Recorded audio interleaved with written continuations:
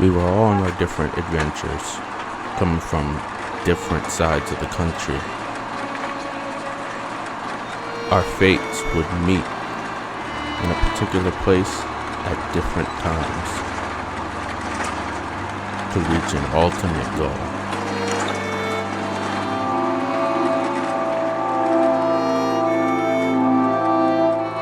Gabby Petito never goes outside.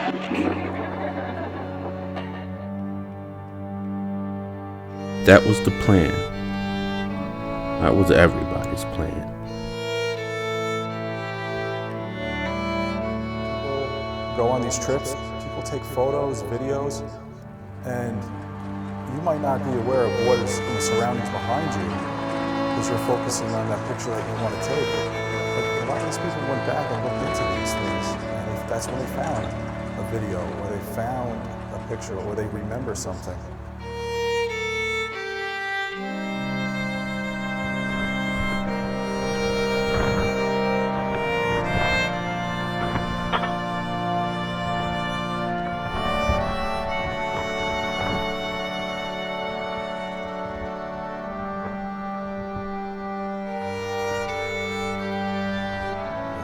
Dark. Focus on the positive stuff and changes you can make and good that you can bring into the world for everybody. That's the light at the end of the tunnel that can bring you back.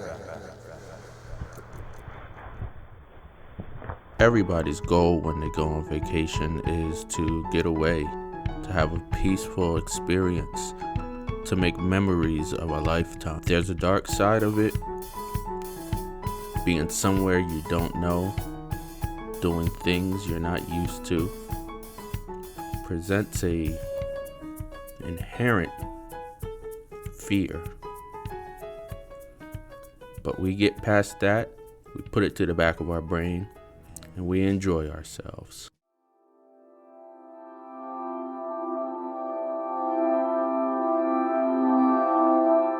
Gabby Petito never goes outside.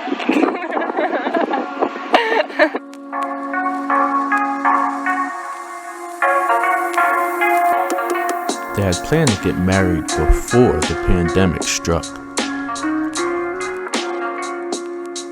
But because of the pandemic, they did what a bunch of other couples did.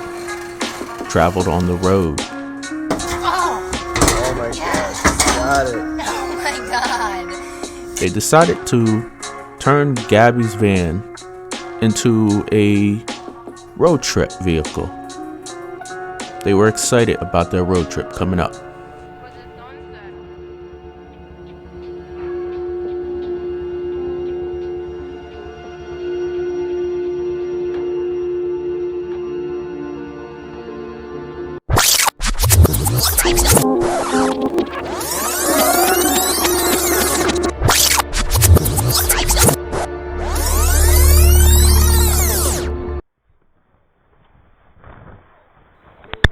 Grant County Sheriff's Office. Were you able to get a description of the intoxication? Hi, can you hear me, sir?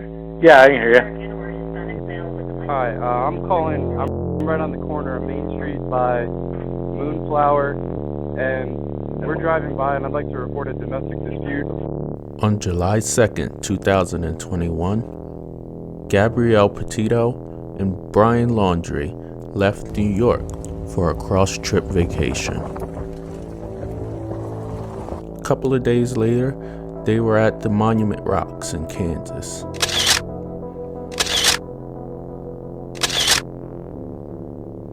They went into Colorado, and from Colorado, they went into Utah.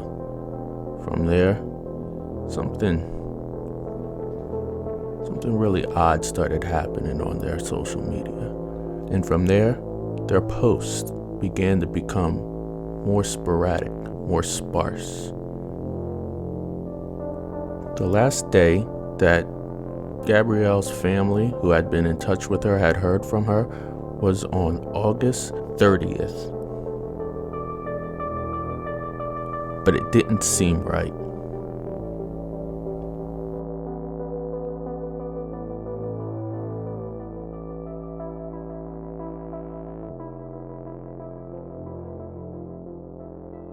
Developing tonight, police are searching for a Northport woman who is missing. 22-year-old Gabby Petito has been traveling the country, but was recently reported missing out of New York, where her family lives. They were last in contact with her at the end of August. Missing for weeks. Now the family of the Northport woman who was last heard from in August while on a cross-country drive with a boyfriend wants answers, especially since their van was found outside their home. Let's go to Fox 13's Evan Axelbank, who's live there in Northport with more on the story. Hi there, Evan. Is there any progress tonight on this investigation? Well, police found the van here. They took it away, and they will be combing it for evidence. Family hopes that she is safe, but right now, it's anyone's guess. In documenting the cross-country journey with her boyfriend, Gabby Petito wrote on Instagram July 16th that camping in Zion National Park was literally cool.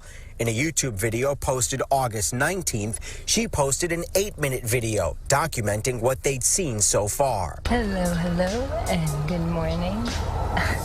It is really nice and sunny today. Her last Instagram was 6 days later, which is also the last day family in New York heard her voice. She was in the Grand Tetons. We don't eat, we don't sleep, we're just actively looking for her. Family reported her missing Saturday. Northport police found and searched the van that she and her boyfriend had been driving in at the home they lived in on Wabasso Avenue. I saw her and the young man working on the van when they were converting it to the camper. Her family says it's not like her to be out of touch. I believe a mother's instinct is the most powerful. Northport police say there's currently no definitive information a crime took place in Northport, but that the circumstances are, quote, odd. We're hopeful that she's out there somewhere. You know, people sometimes just don't want to communicate. So that's certainly still, you know, a viable option. But we have to prepare for something maybe more sinister. Police aren't saying whether her boyfriend is cooperating, but do confirm he's not considered missing. Gabrielle is 5'5", 110 pounds, and has a tattoo on her forearm that says, "Let it be." Her YouTube video. I think our plan for today is to just hang out. Showcases life on the road. Her van. While her dad, Joseph Petito, wants to know where on her journey she is right now. We need to find her, and I'm just begging for everyone. The FBI is involved in this search, as are police in New York, which just shows how wide-ranging and far-reaching this investigation is. We did knock on the door of the home behind me in an attempt to reach her boyfriend, but we were unsuccessful. Mark. Okay, we're all hoping for the best here. Need a good outcome for sure. Devin, thanks very much. Their efforts to search for Gabby would continue over the next few days. The parents of Gabby were getting tired of waiting for Landry's family to participate in the investigation. Well, Kelly, the Northport Police Department is working with the FBI and other agencies. Now, there's things they can't tell us due to the nature of this investigation, but Gabrielle Petito's family just released a statement that brings up even more questions now that we have seen the statement. The statement says the family says they are going through the worst moment of their lives, and they continue saying, in part, Brian is refusing to tell Gabby's family where he last saw her. Brian is also refusing to explain why he left Gabby all alone and drove her van to Florida. These are critical questions that require immediate answers.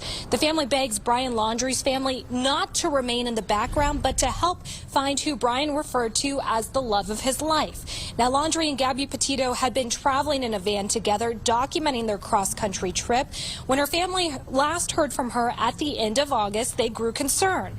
Knowing this was unlike her to lose touch, they reported her missing over the weekend. And earlier this afternoon, the Laundrie family released a statement through their lawyer saying a search has been organized for Petito in or near Grand Teton National Park in Wyoming. They hope she would be reunited with her family, and at this time Laundrie has not spoken to investigators but instead referred them to his family lawyer. I think that's the most concerning thing about this. You had someone who was in constant communication with their family on a pretty regular basis, and then all of a sudden nothing. Then all of a sudden the person she was traveling with is back here, and she's not here. That person's unwilling to talk with us to this point. All of that is very, very concerning. We got to find Gabby. We got to bring her home. Yeah, and that last person you just heard from there, that was Gabby's dad, Joseph. He says the family is holding out hope. They want to find Gabby and bring her home to her loved ones. And now here at the Northport Police Department, the van that they were traveling in, the van that Gabby's family says was her own, is in the property of the Northport Police Department. They're combing over it, looking through it with the FBI to see if there's any signs or clues that could tell them about what happened to Gabby or what may have occurred. Kelly, back to you. Just bizarre. So to make sure.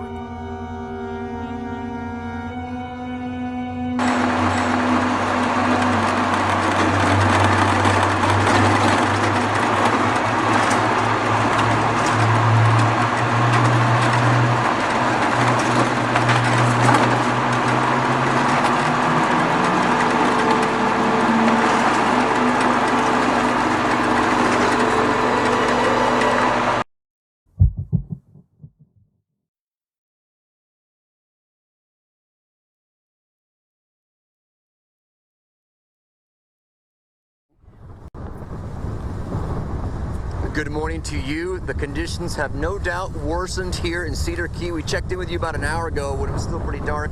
What a difference light makes. Take a look behind me here. This is Dock Street in Cedar Key. Street signs are already blowing off the posts. Those do not enter signs aren't going to last much longer if this wind picks up anymore.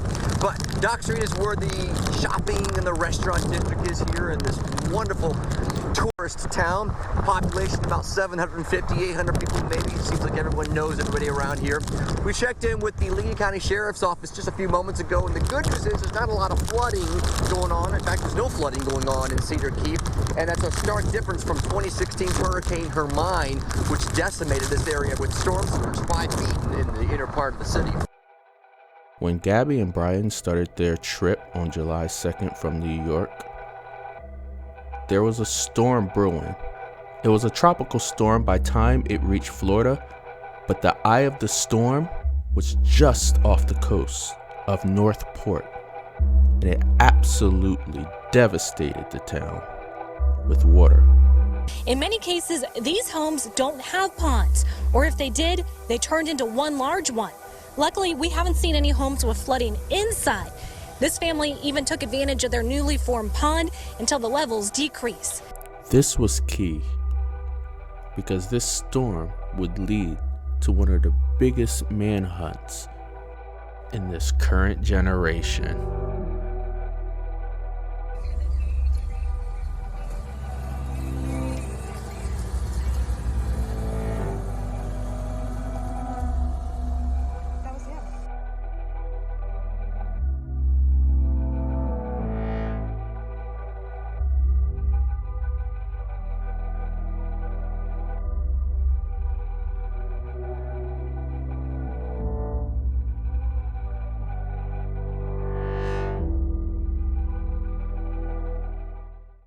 So go ahead and tell me, I mean, I know it's been a long couple of days, but talk about this trip that you've been on and how you just came across this footage of Gabby and Brian's van.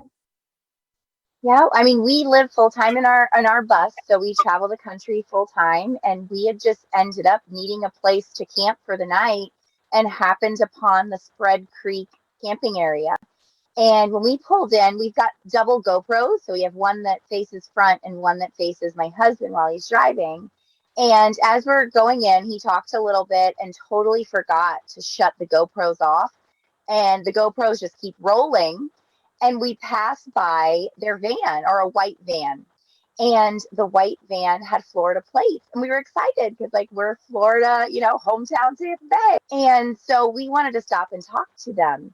But the van was dark. It was all closed up. It really didn't look like anyone was there or somebody was sleeping. And so we just kept on going.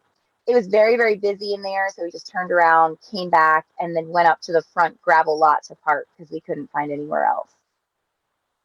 So how do you I know that you're a vlogger as well. So you're going through all your footage. When is it that you really learned about the search for Gabby? I'm sure last week when all of us did. But when was it kind of that aha moment? Yeah, I mean, we had heard about it, but the timeline just didn't add up, the original timeline, to when we were in the Tetons for one night. And so we didn't think twice about it. And then Saturday evening, I was editing our Sunday video that was coming out the next day, and I just needed to take a break. So I went and got my phone, and as soon as I got my phone, I got a notification that says I was tagged in a story. And the story was saying that if you were in the Tetons on August 27th, to please look through anything that you have, think back to that. And she was like, Jen, I think you were there. And we were. I was like, oh my gosh, I'm editing the August 27th footage right now. And I ran to the computer, pulled out my footage, scrolled through it, and lo and behold, Gabby's van was recorded in there by a complete accident. How did you even feel at that moment when you saw that van, knowing that you have possibly, well, now we know the piece of evidence that was really needed? I was just in that moment, like relief just washed over me, because I could give this to their parents, to Gabby's parents, and say, hey, here's the van, go do whatever you need to do. Like, I was just so happy that we caught that on camera and were able to give that to them. You very much, I mean, Gabby, I'm not sure if she ever saw your stuff, but she was trying to follow a lifestyle that you and your family are living. This case is not ending the way that any of us wanted it to, but just knowing that you're able to give the family at least closure and possibly some information for whatever is going to develop over the next couple of days. I mean, it almost feels like you were meant to be there at that point in time. Your camera was meant to be rolling. There was so many things that were just coincidence that lined up for it to be kismet, I guess. And we were just at the right place at the right time. And so thankful that we were able to capture that. FBI agents have spent the day searching, at least much of it, searching the home of Brian Laundrie in Northport, Florida. A search warrant indicates they were searching for electronic devices, including hard drives. Fox 13's Lexi Johnson has a look at that investigation. Around 10 a.m. Eastern Time, the FBI showed up to Laundrie's home, ready to search the property. The Northport Police Department started cordoning off this street and clearing the area right before the FBI arrived. Agents announced a search warrant twice before removing Chris and Roberta Laundrie, Brian's parents, from the home and placing them in a van on the lawn.